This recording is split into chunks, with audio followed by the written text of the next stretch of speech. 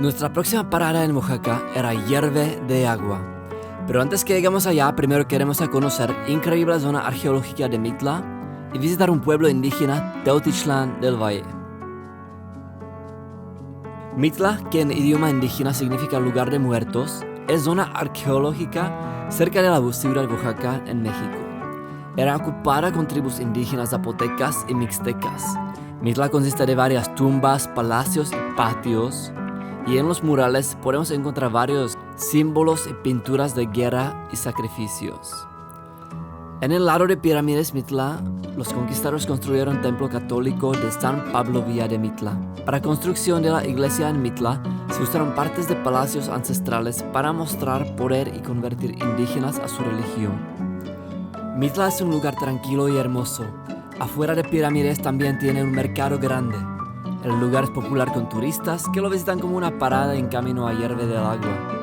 Si les gusta Mitla, les recomiendo también visitar Pirámides en Monte Albán, que se encuentran solo media hora de la ciudad de Oaxaca.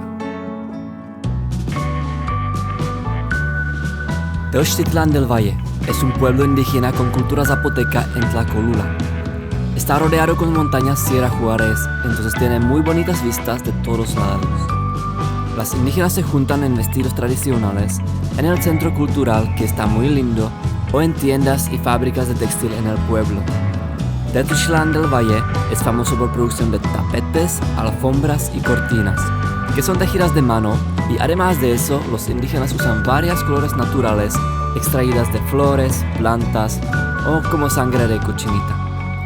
Básicamente, mayoría de tapetes que pueden comprar en Oaxaca son de Teotitlán del Valle, pero aquí les pueden comprar más barato y directo del proveedor. Y ahora vamos a seguir nuestro viaje por Oaxaca. Oaxaca. Nunca voy a saber cómo se pronuncia esta madre. Pues ya me rendí. Nos vemos hasta la próxima.